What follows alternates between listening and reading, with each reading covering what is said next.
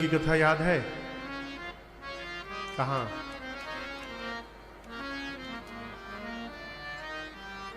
कहां विराम हुआ था? श्रृंगवेरपुर में। कौन आया था? हाँ, अकेले?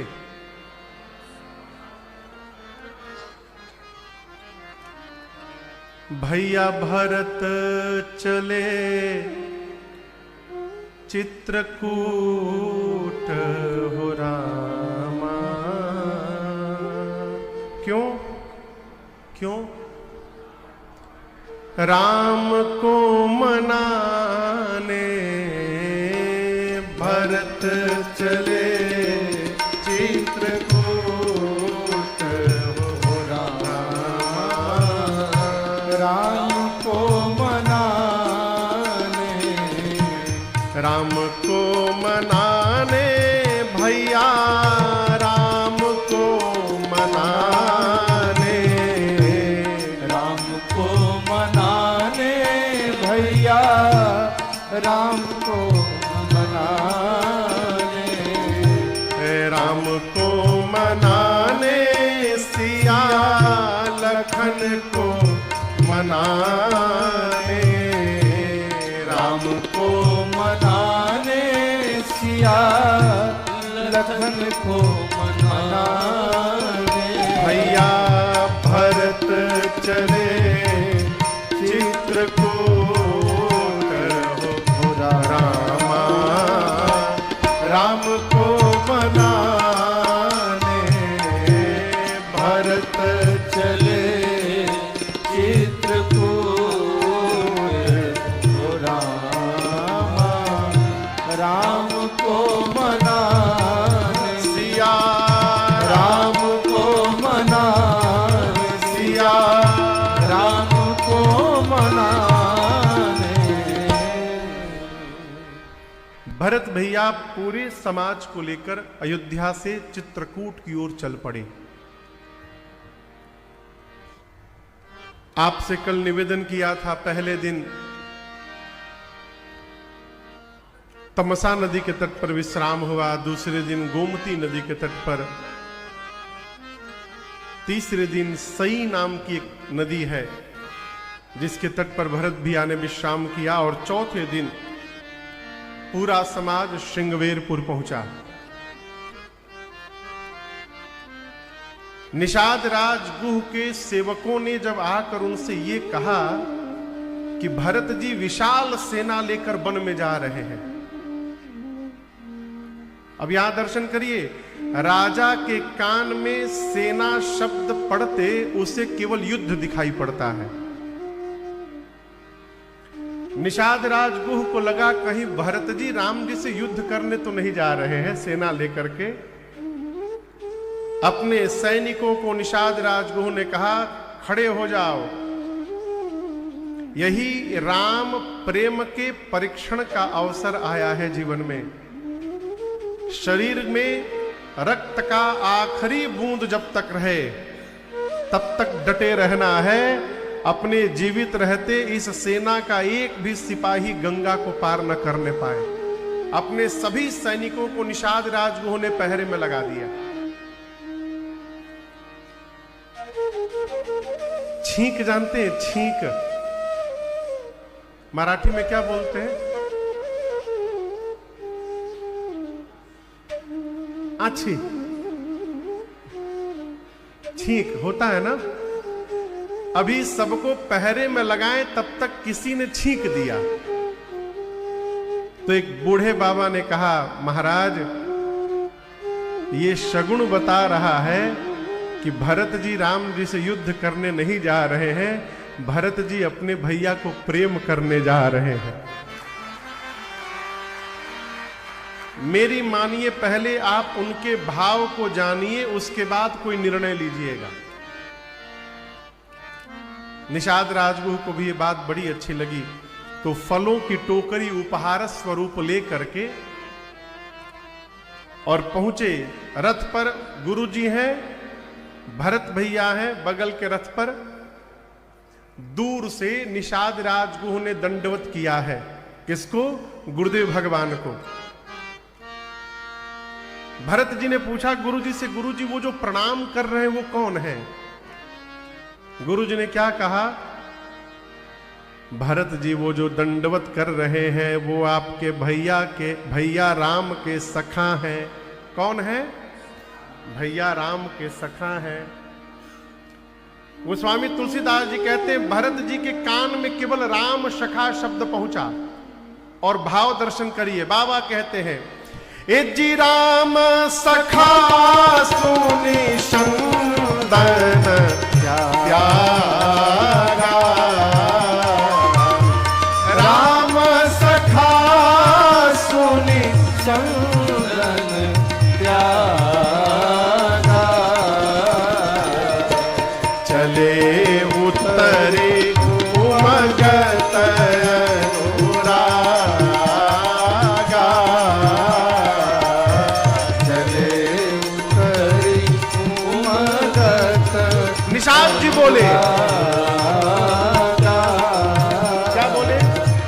गाँव जाति गुहनाओ सुनाई, गाँव जाति गुहनाओ सुनाई,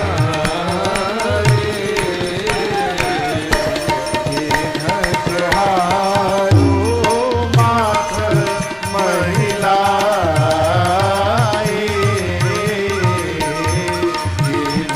जोहारो माथ महिलाई,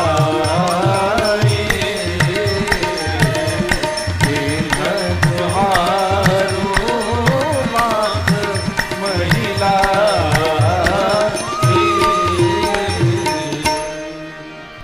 भरत जी सुने राम सखा शब्द कान में पड़ते भरत जी बेहुबल होके रथ से कूद पड़े हो। पागलों की भांति भरत भैया निषाद राजगुरु की ओर दौड़ रहे हैं। अब दर्शन करिए, भरत जी को अपनी ओर आते हुए देख निषाद राजगुरु घबरा गए। उनको लगा कहीं भरत जी आकर मुझे स्पर्श न कर दे, मैं जाति का मल्लाह हूं, वो राजकुमार हैं, उनको पता नहीं है कि मैं कौन हूं। तो निषाद राजगुरु दंडवत करते हुए जोर जोर से चिल्लाने लगे। क्या चिल्लाने लगे? गाँव जाति गुहनाओ सुनाई। निषाद जी अपना गांव बताएं, अपनी जाति बताएं, अपना नाम बताएं। क्यों? लगता है मेरी ना जाति सुन के भरत जी कहीं रुक जाएं, मेरे पास ना आवे। लेकिन आपको बतावें, भरत जी के कान में पहले कुछ पड़ गया है। क्या पड़ गया है? राम सखा सुनी चंदन त्याग। राम सखा शब्द कान में चला गया, अब कुछ प्रवेश नहीं कर रहा है। हमारे बिहार में एक बड़े अद्भुत गायक थे, अब तो नहीं रहे, गायत्री कुमार ठाकुर जी। वो लगभग पूरे मानस को भोजपुरी में गा गए हैं। तो इस प्रसंग पर उनका एक वाक्य है। भरत जी सुने, सखा को भोजपुरी में संघतिया कहते हैं। क्या कहते हैं? संघतिया, संघाती। जो पूर्वांचल के होंगे वो जानत होंगे। अरे केवट के जतिया हवन मोर भैया के संहतिया, इतना बतिया सुन के आर केवट के जतिया हवन मोर भैया के संहतिया, इतना बतिया सुन के भरत जी हो गई ले अधीर, इतना बतिया सुन के। 52 भरत भैया। दौड़ करके निषाद राजगुह को उठा करके भरत भैया ने अपने हृदय से लगा लिया। अब आप उस दृश्य की कल्पना करिए, जिस समय भरत जी निषाद जी को हृदय से लगाए होंगे, सारा देव समाज, पूरी सभा आपस में चर्चा करने लगे, भरत जी ये क्या कर रहे हैं। भरत जी ने एक अछूत को छू लिया है। यहां पूज्यपाद गोस्वामी तुलसीदास जी कहते हैं, बिहार में बक्सर के पास गंगा जी के बगल में एक नदी बहती है, उनका नाम है कर्मनासा। क्या नाम है? कर्मनासा। ऐसी मान्यता है कि कर्मनासा नदी का जल यदि स्पर्श हो जाए तो जीवन के सारे पुण्य समाप्त हो जाते हैं। उसका नाम ही है कर्मनासा। इतनी खतरनाक नदी है। गोस्वामी जी कहते हैं कि कर्मनास जल सुर सरी परई। कहिए, यदि कोई कर्मनासा नदी के जल को लोटा में उठा करके ले जाके गंगा जी में डाल दे, फिर कौन होगा धरती पर जो उस जल को उठा करके अपने ऊपर नहीं छिड़केगा। जिस प्रकार गंगा में जाने के बाद कर्मनासा पवित्र हो जाती है, उसी प्रकार जिस मनुष्य को राम जी ने अपने हृदय से लगा लिया हो, उससे पवित्र संसार में दूसरा कौन होगा?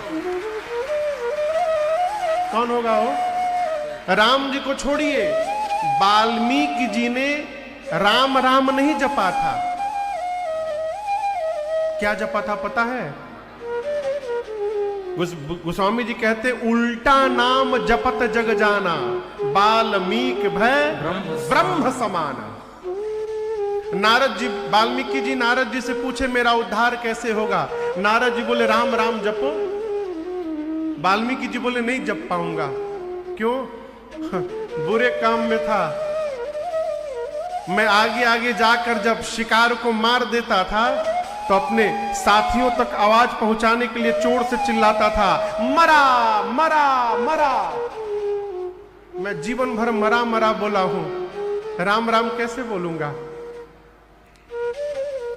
नारद जी बोले, मरा मरा बोल लोगे ना? वाल्मीकि जी बोले, उसमें तो एक्सपर्ट हूं मैं। तो बोले, तुम एक काम करो, राम राम मत जपो, मरा मरा जपो। क्या जपो? वाल्मीकि जी बोले, काम करेगा? नारद जी बोले, विश्वास से जपोगे तो यही काम कर देगा तुम्हारे लिए। और आप दर्शन करिए, वाल्मीकि के जाप से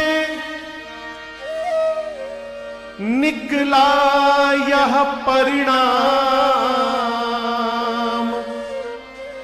श्रद्धा होनी चाहिए,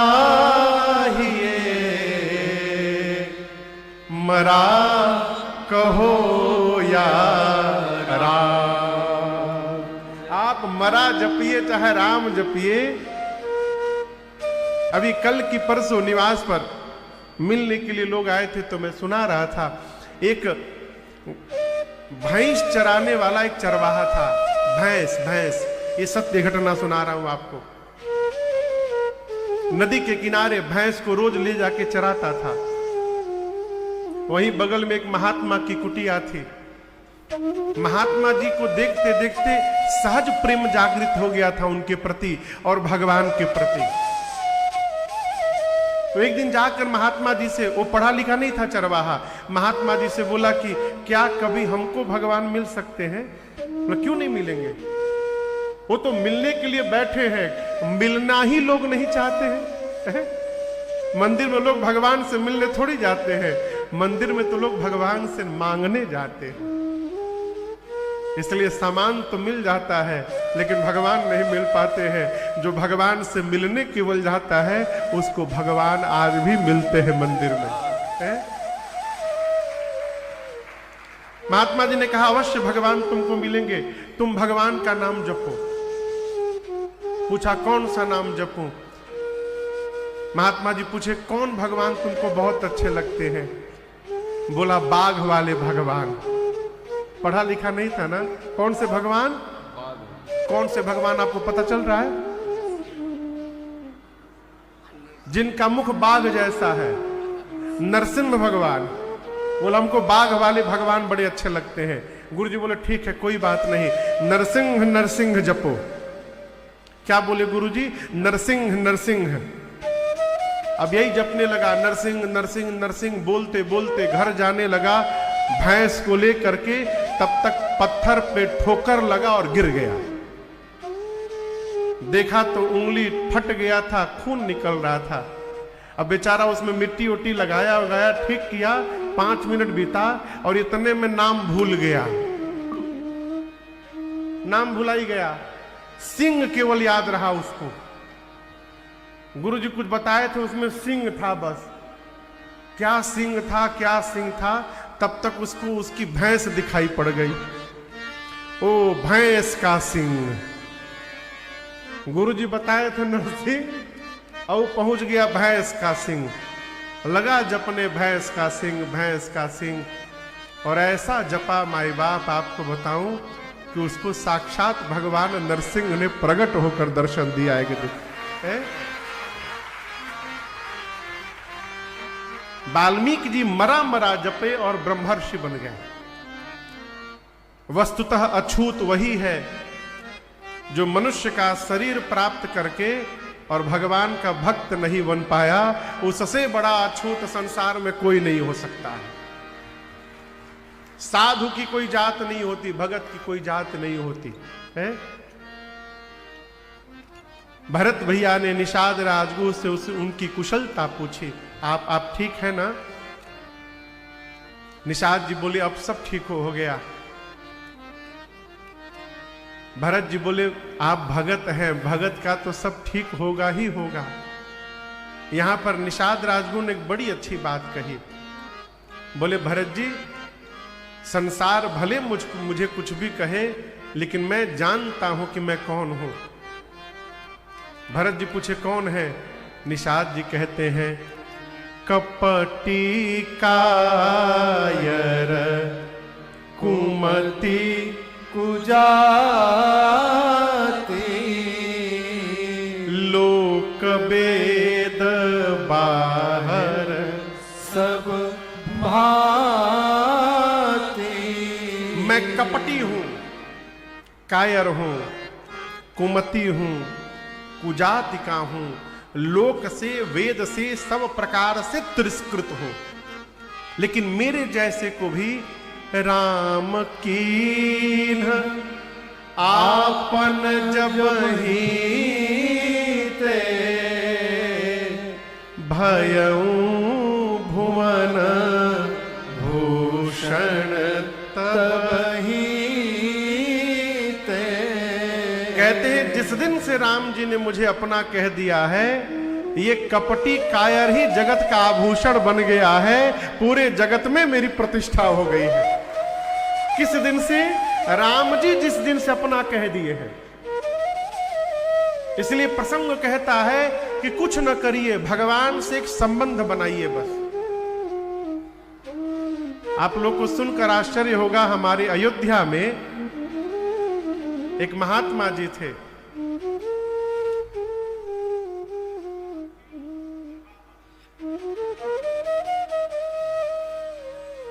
उनके परबाबा एक महात्मा जी थे, चाचा जी। वो राम जी को अपना शिष्य मानते थे और स्वयं को राम जी का गुरु मानते थे। और उनकी दिनचर्या क्या थी? आप लोग अयोध्या गए हैं? अयोध्या में कनक भवन मंदिर है, जानते हैं आप लोग? कनक भवन मंदिर, बाबू सरकार का स्वरूप जरा दिखा दीजिएगा, वो स्क्रीन पर जो है वो देख लेंगे। हाँ, कनक भवन सरकार। वो मंदिर में दर्शन करने नहीं जाते थे राम जी का, कनक भवन मंदिर में। उनके ये सरकार है, कनक भवन के सरकार है। बोलिए कनक भवन सरकार की। अद्भुत, क्या बात है? स्वामी राजेश्वरानंद जी कहते थे, अरे कनक भवन दरवाजे पड़े रहो कनक भवन दरवाजे पड़े रहो, कनक भवन दरवाजे पड़े रहो, कनक भवन दरवाजे पड़े रहो, जहाँ सिया राम जी विराजे पड़े रहो, जहाँ सिया राम जी विराजे पड़े रहो, कनक भवन दरवाजे पड़े रहो, कनक भवन दरवाजे पड़े रहो।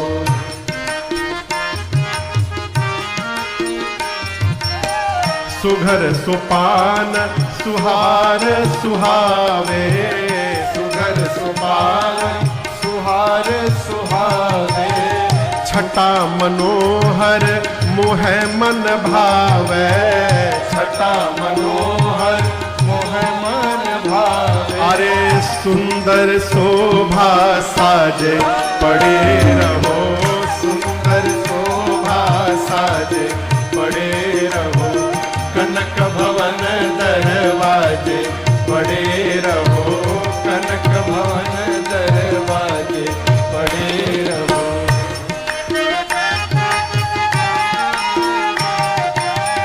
आवत जात संत जन दर्शन, आवत जात संत जन दर्शन, दर्शन करत सजन मन हर्षन, दर्शन करत सजन मन हर्ष, अरे देखत कलिमल भाजे पड़े रहो, देखत कलिमल भाजे पड़े रहो, कनक भवन दरवाजे पड़े रहो, कनक भवन दरवाजे पड़े रहो।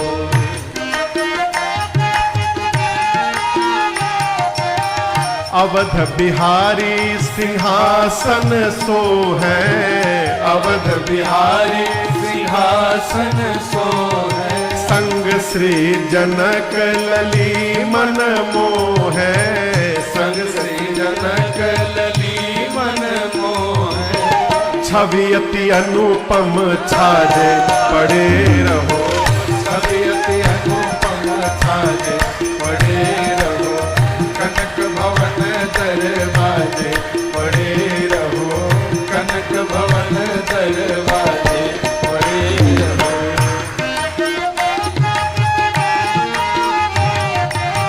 श्री सिया राम रूप ही हारे, श्री सिया राम रूप ही हारे, लखी राजेश जाहि बलिहारे, लखी राजेश जाहि बलिहारी, कोटि कामरति लाजे पड़े रहो, कोटि कामरति लाजे पड़े रहो, कनक भवन दरवाजे पड़े रहो, कनक भवन दरवाजे पड़े रहो, कनक भवन दरवाजे पड़े रहो, कनक भवन भवन दरवाजे पड़े रहो, जहाँ सिया राम जी विराजे पड़े रहो, जहाँ सिया राम जी विराजे पड़े रहो, कनक भवन दरवाजे पड़े रहो, कनक भवन दरवाजे पड़े रहो, कनक भवन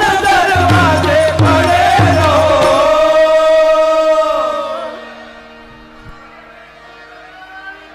जय। अरे कनक भवन दरवाजे पड़े रहो, कहाँ? जहाँ सिया राम जी विराजे पड़े रहो। तो वो सरकार वो मंदिर नहीं जाते थे, उनके आश्रम में एक कमरा था, सुबह 10 बजे कमरे में चले जाते थे, शाम को 5 बजे निकलते थे। उस कमरे में क्या था? एक राम जी की फोटो थी, अब फोटो के सामने ब्लैक बोर्ड था और चौक था और एक छड़ी थी। उसी में सुबह चले जाते थे, ब्लैक बोर्ड पर लिखते थे क, राम जी से कहते थे कहिए राम लला जी, क से कमल, क से कबूतर ना पढ़ाइए, अरे कबूतर वाला क, खरहा वाला ख, अरे गदहा वाला ग, गुरुजी क ख ग, गदहा वाला ग, गुरुजी क ख ग। ये न पढ़ाइए। क से कमल, कहते थे राम जी कहिए क से कमल, ऐसे दिन भर पढ़ाते थे। उनको लगने लगता था कि राम जी नहीं पढ़ रहे हैं तो राम जी की फोटो को छड़ी दिखाते थे कि इसी से आपको मारेंगे हम। फिर लगता था कि छड़ी देखकर राम जी रो रहे हैं तो खुद रोने लगते थे। कहते थे आप ही ना नहीं पढ़ रहे हैं राम जी, हमको छड़ी दिखाना पड़ जाता है आपको। ये नित्य का यही कार्यक्रम था उनका। अयोध्या के महात्मा कहते थे ये नाटक करते हैं, साधु थोड़ी हैं। अरे कौन साधु जो मंदिर न जाए भगवान के। अब वो मंदिर क्यों नहीं जाते थे? कहते थे कि राम जी मेरे शिष्य हैं, वहां मेरी बहू जी के साथ राम जी राज सिंहासन पर बैठे हैं, गुरु जी के सामने राम जी को सिंहासन पर बैठने में संकोच न हो जाए, इसलिए मैं मंदिर में नहीं जाता हूं। मेरे राघव जी को संकोच न हो जाए। एक दिन